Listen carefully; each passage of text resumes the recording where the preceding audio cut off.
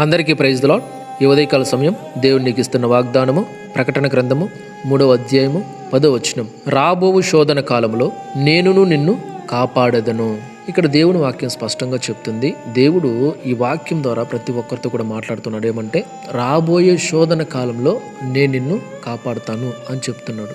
ఎందుకంటే మన వాక్యం మొత్తం చదివినట్లయితే నీవు నా ఓర్పు విషయమైన వాక్యమును గైకొంటివి గనుక భూ నివాసులను శోధించుటకు లోకమంతటి మీదకు రాబోవు శోధన కాలంలో నేను నిన్ను కాపాడుదను అంటున్నాడు. దేవుని వాక్యాన్ని నువ్వు విన్నావు, ఆ వాక్యాన్ని నువ్వు హృదయంలో దాచుకున్నావు. ఆ వాక్యాన్ని నువ్వు విన్నందుకు, ఆ వాక్యాన్ని అనుసరించి నడుచుకుంటున్నందుకు దేవుడు ఏం చెప్తున్నాడంటే రాబోయే శోధన కాలంలో నేను నిన్ను కాపాడుతాను అంటున్నాడు. ఇక ముందు రాబోయే దినముల్లో నీకు శోధన కలుగుతుంది, శోధనలు వస్తాయి. ఆ శోధనలన్నిటి నుంచి కూడా నేను నిన్ను తప్పిస్తాను, నేను రక్షిస్తాను, కాపాడుతానని దేవుడు చెప్తున్నాడు అనమాట. అసలు దేవుని దగ్గరికే రారు కొంతమంది, అసలు దేవుని పాదాలే పట్టుకోరు కొంతమంది. ఎప్పుడో గుర్తొస్తే చర్చికి వస్తారు, లేకపోతే ఊరు రారు. అది ఎవరైనా బలవంత పెడితే తప్పదన్నట్టుగా చర్చికి వస్తారు, దేవుని సన్నిధికి వస్తారు. సరే అట్లీస్ట్ ఇంట్లో ఉన్న ప్రార్థన చేసుకుంటారంటే ప్రార్థన చేయరు, దేవుని వాక్యాన్ని చదవరు, వినరు. అసలు దేవుని వాక్యం ఒకవేళ ఇన్ కేసు వినిపిస్తే, దేవుని పాటలు వినిపిస్తే చెవులు మూసుకుంటారు. ఏందో ఇది అని. దేవుని వాక్యాన్ని మనం అసహించుకుంటే దేవుని అసహించుకున్నట్టే కదా. యోహాను సువార్తలో దేవుడు ఏం చెప్పాడు? ఆది యందు దేవుడును, దేవుని యొద్ద వాక్యమును, ఆ వాక్యమే దేవుడై ఉండనని చెప్పాడు కదా. ఆ వాక్యాన్ని పక్కన పెట్టే వాళ్ళు దేవుని పక్కన పెడుతున్నట్టే, ఆ వాక్యాన్ని అసహించుకునే వాళ్ళు దేవుని అసహించుకుంటున్నట్టే. Praise the lord. మరి ఇలా చేస్తుంటే రాబోయే శోధనల కాలంలో దేవుని నిన్ను ఎందుకు కాపాడతాడు? అసలు ఎందుకు కాపాడాలి చెప్పు? నువ్వేమన్నా దేవుని లెక్క చేస్తున్నావా? దేవుని పట్టించుకుంటున్నావా దేవుని నిన్ను కాపాడడానికి? Praise the Lord. కాబట్టి ఆయన ప్రేమ కలిగిన దేవుడు కాబట్టి దేవుడు నీతో చెప్తున్నాడు, ఇంకైనా సరే సరి చేసుకొని నా దగ్గరికి వచ్చేయనన్నా, ఇంకైనా నా సన్నిధికి రా, ఇంకైనా ప్రార్థన చేసుకో, ఇంకైనా వాక్యం చదువు, ధ్యానించి, ఇంకైనా నాతో సహవాసం. రాబోయే శోధన కాలంలో నేను నిన్ను తప్పిస్తా, నేను నిన్ను కాపాడతా అని చెప్తున్నాడు అనమాట. Praise the Lord. దేవుని వాక్యాన్ని వినకుండా దేవుని మనం తృణీకరించినట్లయితే, పక్కన పెట్టినట్లయితే రాబోయే శోధన కాలంలో దేవుడు కూడా నిన్ను కాపాడు. ఎందుకు కాపాడాలి కదా? కాబట్టి దేవుని యందు భయము భక్తి కలిగి నడుచుకోవాలి, జీవించాలి. ఒకవేళ ఈ మాటలు వింటున్న వారు ఎవరైనా ఒకవేళ దేవుని సన్నిధికి నిజంగా దూరం అయింటే, దేవుని పక్కన పెట్టింటే, దేవుని నెగ్లెక్ట్ చేస్తుంటే సరి చేసుకోమని దేవుడు చెప్తున్నాడు, మార్చుకోమని దేవుడు చెప్తున్నాడు. ఇంకైనా మార్చుకొని ఆయన సన్నిధికి రమ్మని చెప్తున్నాడు, పిలుస్తున్నాను నిన్ను. ఇంకైనా ప్రతిరోజు ప్రార్థన చేసుకో, ఇంకైనా ప్రతిరోజు వాక్యము ధ్యానించు అని దేవుడు చెప్తున్నాడు. Praise the lord. దేవుడు ప్రేమ కలిగిన వాడు, ఆయన చెప్తున్నాడు, ఆయన చెప్పినప్పుడు మనం వినాలి. లోబడకపోతే అపవాది మనల్ని నాశనం చేస్తాడు, వాడు నరకానికి ఇర్చుకెళ్తాడు మనల్ని. అందుకే ఆయన ప్రేమగా చెప్తున్నాడు, వద్దునా ఇలా చేయొద్దు, ఇంకైనా నా దగ్గరికి వచ్చేసి, అపవాదిని నరకానికి ఈడ్చుకెళ్ళాలని చెప్పి ప్లాన్ చేస్తున్నాడు, నేను తప్పిస్తాను, నా దగ్గరికి వచ్చేసి అని చెప్తున్నాడు. కాబట్టి రాబోయే శోధన కాలంలో నువ్వు తప్పించుకోవాలంటే, నువ్వు కాపాడబడాలంటే దేవుని వాక్యాన్ని విను, దేవుని వాక్యాన్ని చదువు, దేవునితో సహవాసం చేయి, దేవుని దగ్గరికి రా. అప్పుడు నువ్వు ఖచ్చితంగా నువ్వు కాపాడబడతావు. Praise the lord. యోసేపు ఉన్నాడు, యోసేపుకి ఒక శోధన వచ్చింది.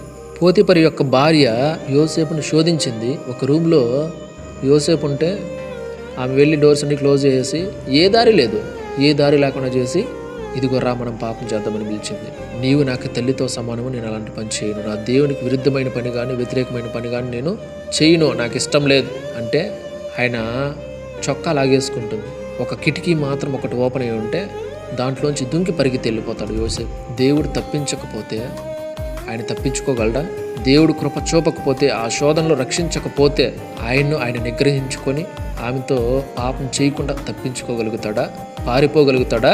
Praise the lord. దేవుడు కలగజేసుకున్నాడు, దేవుడు సహాయం చేశాడు కాబట్టి ఆయన తప్పించుకోగలిగాడు. మొత్తం డోర్స్ అన్నీ క్లోజ్ అయిపోయినాయి. ఆ ఒక్క విండోని ఎందుకు ఓపెన్ చేసి పెట్టాడు? అది ఎందుకు దొరికింది అసలుకి? దేవుని కృప, దేవుడే సహాయం చేశాడు కాబట్టి తప్పించుకోగలిగాడు. కాబట్టి రాబోయే శోధన కాలంలో నీకు ఏ శోధన రాబోతుందో వాటన్నిటి నుంచి దేవుడు తప్పిస్తాడు.